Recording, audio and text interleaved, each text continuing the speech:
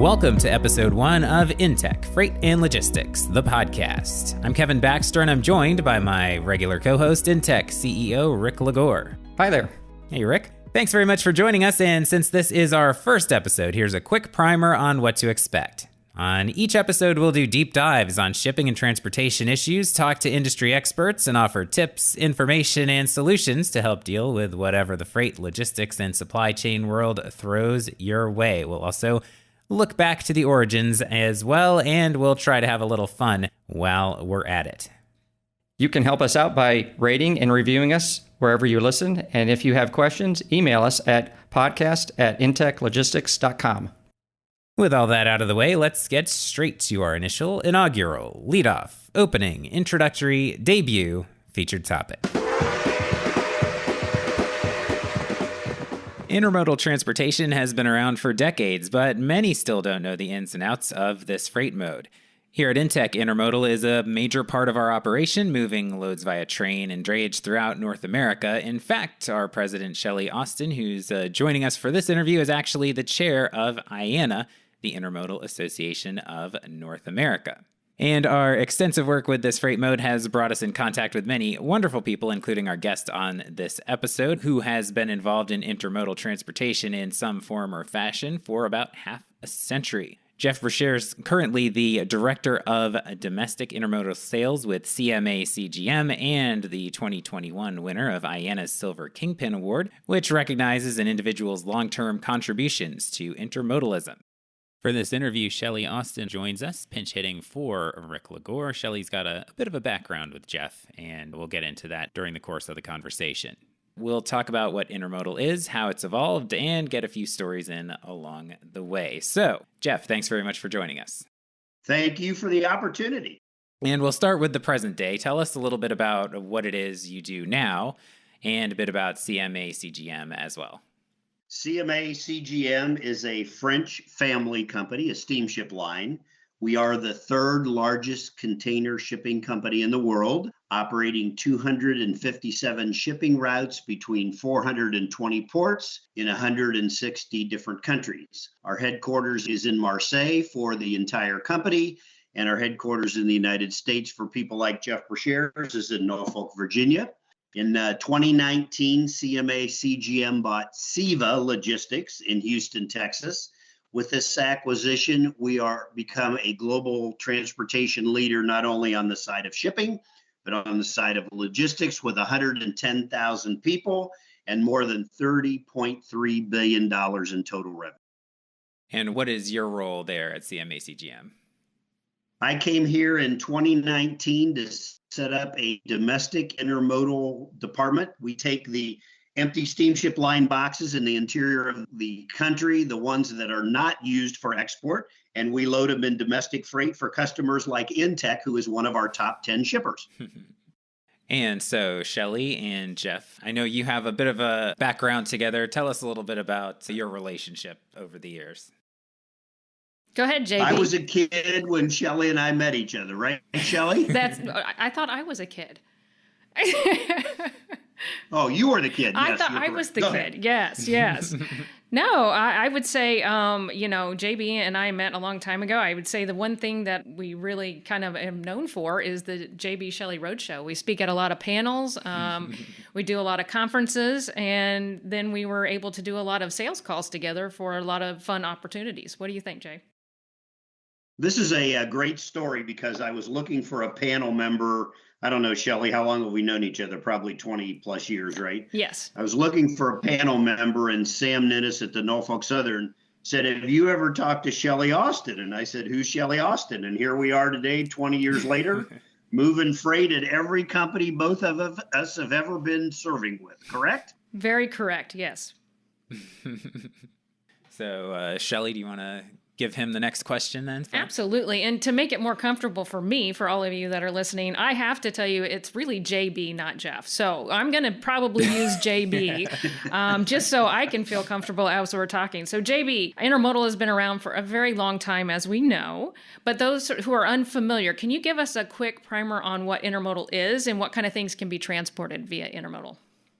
So rail intermodal is the transportation of shipping containers, trucks and or trailers and or containers, which allows railroads to provide their customers with cost-effective, environmental-friendly service for almost anything that can be loaded in a truck or container. Obviously, containers can be stacked on flat cars, which makes it much more efficient. Truck trailers, of course, ride on their wheels, and most of the railroads provide both. Maybe a little piece of long ago history. I am a big history buff, and I'm also a big streetcar buff. And back in the 1920s and 1930s, the Lakeshore Electric Railway, which was a streetcar line, the North Shore Line, which was also a streetcar line, and the Cincinnati and Lake Erie Railroad experimented during that time, loading small trucks at that time, which were 20 feet long, on their wheels on flat cars and moved them around Ohio. It really was the beginning of intermodal in the state of Ohio and around Chicago. Unfortunately, it was way ahead of its time and not proved very successful at that particular period of time. Most any commodity can be moved, obviously not explosives. There are some, you can't move gunpowder and ammunition and things like that. But any commodity, almost any commodity can go over the road, can go in an ocean box, a 53-foot container, or a truck trailer. So, yeah, you mentioned the origins over the years, maybe it being a little ahead of its time in that one period there. But now, how about in 2023? How is intermodal still relevant now and maybe even gaining relevance in some ways? When I went to work for the Erie-Lackawanna Railroad, which is no longer in existence, but down the road became Conrail, which became Norfolk Southern, and the CSX Railroad, we were a regulated industry. And if we competed with a line, for example, like the Penn Central, all the rates were exactly the same. We could not set our own rates. If we filed something for a commodity rate, it had to go before the government and they had to approve it, and everybody saw your rates. In 1980, with the passage of the Staggers Act, it brought rail intermodal from the dark ages into the age of intermodal enlightenment. Crew sizes changed from 5 to 2. Crew districts were expanded. Pricing could now be dynamic, truck competitive. Prior, as I mentioned, everything was regulated by the government and there were no new fun things to do. I will tell you that I was down at Conrail right after deregulation. John Schmitter, who happens to still be at the industry in an IT capacity for a company that does track and trace, I walked in his office and he was throwing all this stuff in the wastebasket. And I said, "What are you doing?" And he said, "Jeffrey, railroads are deregulated. All these tariffs are going in the wastebasket. I can make any rates I want." And in fact, that has happened going forward. It probably saved the railroads. At the Erie-Lackawanna, we were in bankruptcy along with 6 other carriers in the Northeast. Allowing the railroads to do their own pricing, both on carload and intermodal, has saved the railroads and grown the intermodal business exponentially to this date.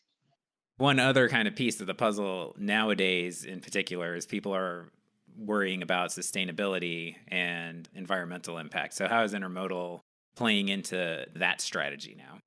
Intermodal, of course, is going green. If you go on any of the intermodal websites, and Shelli may be more attuned to this than I am because it's been a while since I looked, but you can actually track the relationship between your carload and or intermodal container with what it would be moving over the road, and it shows the actual green sustainability of moving those products. So there are charts on each railroad website that tell you what that looks like. And you're right. I think maybe 10 years ago, green wasn't so important. I can tell you it's very important at this particular point. Here at CMA, we have a lot of green initiatives going on, from LNG ships to a new ship I just saw yesterday, or to a ship redesigned yesterday that actually has what looks like a snowplow in front of it, which cuts the drag down 5%, which I thought was pretty cool. So, JB, we talk about sustainability and, back in the last 2 years with the pandemic and how everything went crazy and where truck was and everything that all kind of went and took place. Yes, sustainability was important, but at least what we noticed, and maybe what you noticed as well, is some people couldn't look at that so much, and there was this big truck movement. And so, what is the best way for people to get into, or shippers who are considering getting back into the intermodal space, or maybe they never were in the intermodal space to begin with? What is the best way for them to shift their strategy? And how is an IMC or an intermodal marketing company, how do they play into that and provide tools to help that shipper understand how they can make that shift? As you know, we've been preaching this is another tool in your tool belt when you're a broker or an intermodal marketing company. Both the Transportation Intermediaries Association and the Intermodal Association of North America, for which you are currently the president or chair of the board, I should say, congratulations. Thank you. Both have avenues on how to get to where you're going. But the fact of the matter is, intermodal provides a tremendous amount of capacity to over the road truck. Rail rates tend to be 10 to 30% less than the truckload rates. And in many lanes, service is equal to or better than single driver truck. Container drops make it easier for loading and unloading. And both Shelli Austin at InTek on this podcast and Jeff Brashares at CMA are happy to work with any shipper who wants to make that next step to go on to intermodal if they're not familiar with the product. Excellent. So, JB, one of the things that I've noticed in making this shift now more than ever, I think everybody kind of had this stereotype of what intermodal always was, and that there's just this, one mode of a 53-footer. That's what they've always thought about intermodal. But what we've found is there's so many different ways to move intermodal, different box sizes, different routes, different all kinds of different things that I'm not sure everybody knows is available for an intermodal service.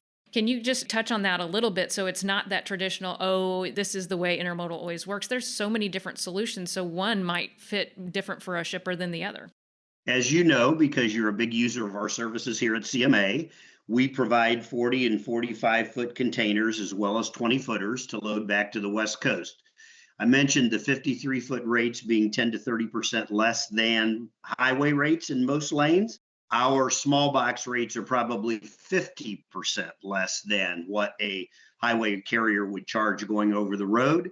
There is plenty of availability, and there are solutions, as you mentioned, Shelli, to many different lanes where highway carriers may not want to go or have capacity. For example, you use a service of ours going to Fowler, California, that is not a traditional intermodal lane, but we feed our export business in Fowler with your inbound domestic loads from Denver, Colorado. So there are a lot of solutions that we can make up in the intermodal business, both in 53s and 40-foot containers. Do you find, you mentioned earlier that you can pretty much carry anything intermodally, but do you find some hesitation from people thinking, like, oh, this isn't the right fit for X product, Y product, things like that? Yeah, I think in the 53-foot market, they have a wider variety, Kevin, of what can be handled. In our particular space at CMA, while people use our containers to move hazmat, we aren't allowed to move hazmat direct just because of the legal and insurance ramifications that we have. But, people think about things like rolled paper. Well, they can't go intermodal. Well, rolled paper can go intermodal. All the railroads, as Shelli knows, have damage prevention folks that provide design diagrams to do products that you may not think can move intermodally. And in fact, we'll send people to a shipper's yard and do the first test load to make sure everything is loaded correctly and then watches as it goes. I think JB is getting twitches from when we were doing steel coils and aluminum coils. One of our largest shipper is a steel coil shipper, and they exclusively use 20-foot containers, which makes them a great customer of ours because few people can use 20s. Most everything we have moves back empty, obviously. This one's more broad. We talked about the fact that you've been in the industry for a little while. Any particular stories that sort of stand out to you? And this is a super broad question, obviously. So really, the floor is yours. If you have like a favorite story that you like to share about your time in intermodal, have at it, basically. Actually, perhaps a couple stories. I grew up in a teacher family in Mansfield, Ohio. Both my parents were school teachers. My father was a music teacher and my mother was a second grade teacher. And I remember my dad saying, Jeffrey, Mansfield's a great town and teaching's a great opportunity, but I think you ought to go someplace where you can make some money and have a good time. And so I ended up going to Akron University and majoring in transportation and came out and worked for a company called the Erie-Lackawanna Railroad. I started on June 11th of 1972. And this year will be my 51st year in transportation when we get to June 11th. We, three of us in 1984, bought a company called Railvan, which was an $18 million third party. And then we didn't know really very much about running a company, but we knew a lot about the intermodal transportation business. And in 2000, we sold that $18 million business to a company called Pacer, now St. George Logistics, and we were a $550 million company. And so we were very lucky. We had great customers along the way. We did business with people, Kevin, like General Electric, Heinz, Owens Corning. We were a $150 million highway provider to Ford Motor Company. All of them great times. Perhaps the greatest Railvan story I have is in the late 90s, the late Dave Thomas, owner of Wendy's, came to us and said, I'd like to buy into your company. And he and his late son, Ken, and Rick Richards, who was an attorney, bought a small part of Railvan. And the standard Wendy's question is, do you know why Wendy's hamburgers are square? Because Dave Thomas never wanted to cut corners, and we've always lived by that motto. That's awesome. So my question, JB, is how about travels to Abilene, Texas? Ooh. That sounds juicy. Shelli and I have been all over the place. We've moved cottonseed. We've moved everything you could possibly move in a container. And what we learned about cottonseed was amazing. That's what I got to tell you. I never knew animals had so many different stomachs and how that stuff works. But, we're not. The interesting piece for me is that after Shelli taught me about the cottonseed business with one of her customers, cottonseed is a huge domestic move for us as well as export. And so, here at CMA on the westbound side, we get containers that are left over after export. And I can tell you that export here is still very strong and cottonseed is just getting ready to move. Little market insight there too. There you go. So it's funny you mentioned you had the teacher background there as an option growing up. You sort of circled back around over the years and came back to doing it a little bit for your chosen field. You know what? I think that, and Shelli has been a good student, now a good mentor to other people. One of the things that we have always tried to do, and there's a handful of us with, I would say Shelli probably the longest because we've known each other longest, is take our knowledge and try to share it with the younger generation. And, one of the things that we all talked about is I think there are a couple really important things for me. First of all, it's nothing about you or I, right? It's all about the team. It's all about a group of people getting together and try to make this industry better. And that's one of the reasons that I like IANA and TIA so much. Shelli has been on the board of both, and Christy Canicho, who is a good friend of ours, also a woman-owned business, has also been on the board of both. And we're sort of the three musketeers when it comes to educating people. If somebody says we'd like to have a webinar, a seminar, or a podcast, we're here, and that's what we want to do. The second thing is that I used to tell our people, we had 750 people at Railvan at our height, and I used to tell our people, because we were three shifts, it's always important to make a decision for the customer, right? It doesn't matter whether it's right or wrong for the company you own. It matters whether it's right for the customer. You fix the customer's problem today or tonight, and tomorrow we'll figure it out how to make it right for the company.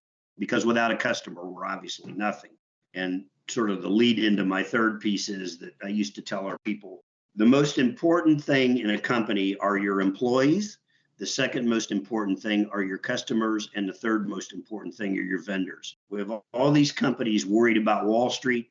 I say if we focus on those three things, Kevin and Shelli, then everything else is going to work out like it's supposed to work out.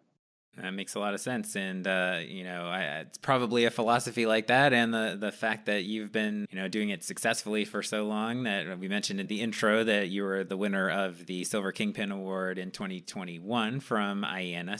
So what did that one mean to you to get that recognition? I'll use Bob Iger, who's now back at Disney for his second time around, wrote a book called It's Been a Wonderful Ride. I would say it's been a wonderful ride. I can't think of one day, not that it wasn't hard, because it is, but I can't think of one day I ever regretted going into the transportation business. Every day is something different. I will tell you, this is probably my last life at 70 years old, almost 71. We've created a domestic program, Kevin and Shelli, that went from a few loads to, at our peak, we were doing 1,500 loads a week going westbound to the West Coast before all these container changes have affected what we're doing. But It's just been a really wonderful time. And I will tell you, I've never worked harder in my life, and I think Shelli would echo this, than we've worked in the last 3 years with Yes. with COVID coming. First, there's no business. Then everybody's locked down and there's more business and you can handle. And now domestic business is sort of much more back at the norm. But it's really been a fun time. And I think that we've all been blessed to be so lucky in the transportation business. All right. So you gave me a really good segue into the last kind of fun question that I had. You mentioned Bob Iger, and you also mentioned it's been a fun ride. So ride and Iger, those are two things that sort of dovetail into, you're a big fan of theme parks and rides. So Disney, is that a regular destination for you?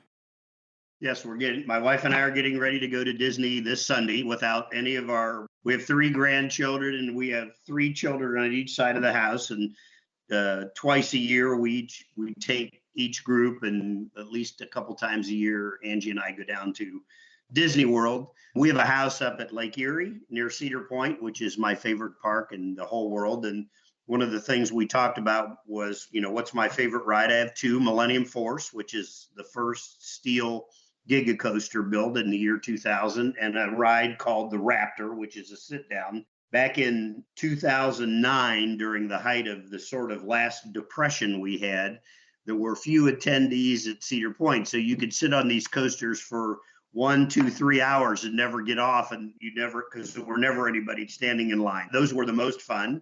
Kings Island's probably my second favorite, with Mystic Timbers and Orion. But just the thrill of being on a coaster. You don't have to get on an airplane, except to go to Disney to travel someplace. Just a 2-hour ride in either direction, and you can be riding a roller coaster to your heart's content.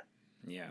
I actually used to live in Florida. We were annual pass holders for a few years before we had kids. We've got kids now. Dragged them down there a couple times too. If you haven't been to Disney recently, Tron is about to open. In fact, I got the notice for season pass holders while I was having plane drama in Philadelphia this week at a Disney display that just got launched. But the Guardians of the Galaxy coaster is probably one of the most fantastic rides you can take at Disney now, at Disney World. And one of the most fantastic experiences is Rise of the Resistance back in the back of Hollywood Studios at Star Wars. So I would encourage everybody on here to go have a good time. They're great. Shelli, did you have anything else you wanted to add? Any other last comments with Jeff here? So, Jeff, I just want to say that, as a mentor in just the Silver Kingpin Award, it is a very prestigious award, and I think that everybody has learned so much from you in this industry and has a bunch more to learn. We're thoroughly excited that you were able to spend some time with us. Give me one little unknown fact about intermodal that you like to surprise everybody with. I like to end something with a JB little nugget. You probably know this better than anybody, Shelli, for all the time we've spent together working on intermodal, but I don't think there's ever a no before you ask. Don't assume that you can't do it, because particularly with your business at CMA, we've created things that have never happened anyplace else. I would agree. Thank you. Yes, and thank you for being the inaugural guest on InTek Freight and Logistics, the podcast. We appreciate it. Yeah, I appreciate the ask. This has been a lot of fun. Thanks for everything. Thank you. Thanks, JB.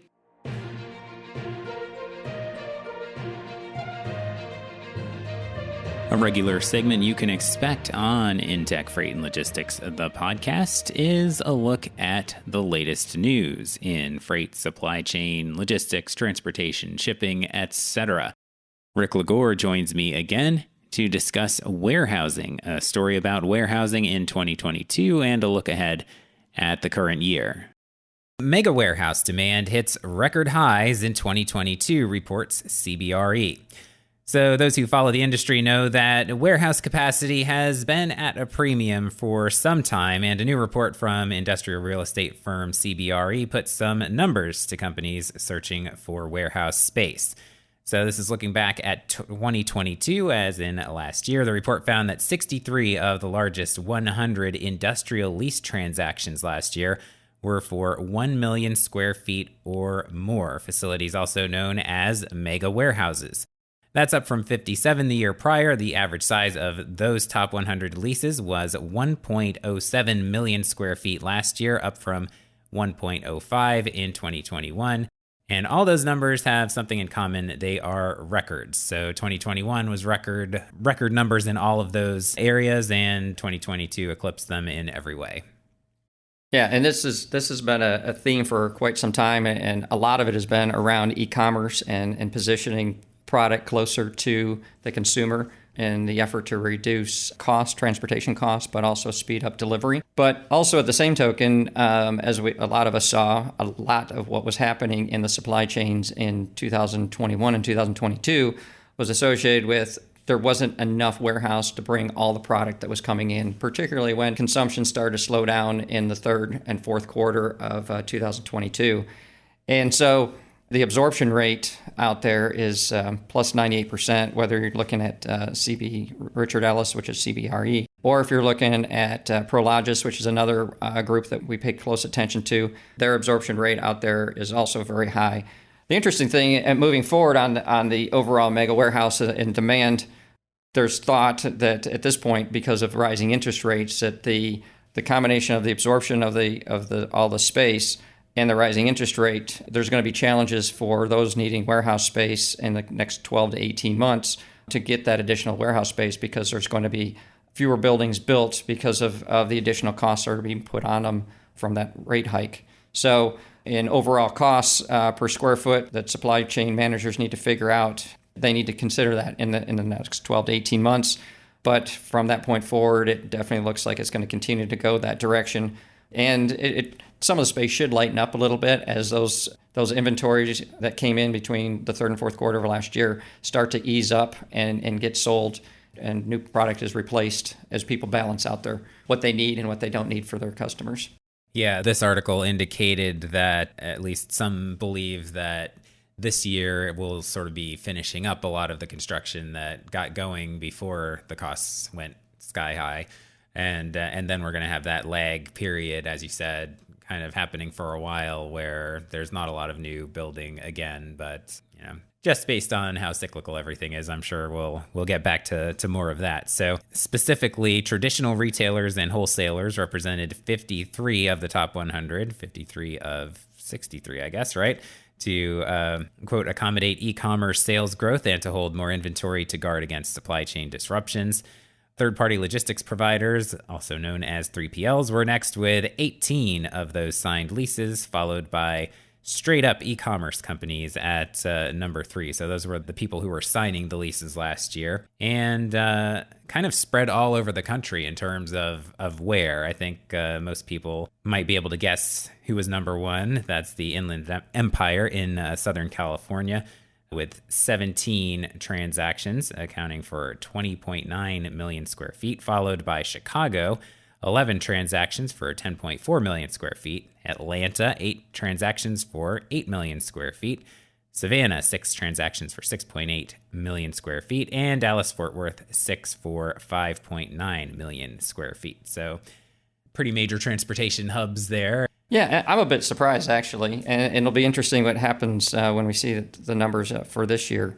My surprise is that the Inland Empire, so Southern California, they came in at essentially 21 million square foot, and the next group down was Chicago at 10. Yeah. So it was essentially half. So that's a bit surprising. And the reason it's surprising to me is because we've seen companies / shippers move a lot of their supply chain inland work off of Southern California or off the West Coast and moved it more towards the East Coast to do a better balance, better stratifying and reducing risk, not depending on one central point. Yeah. And in this particular instance, not depending on one central port.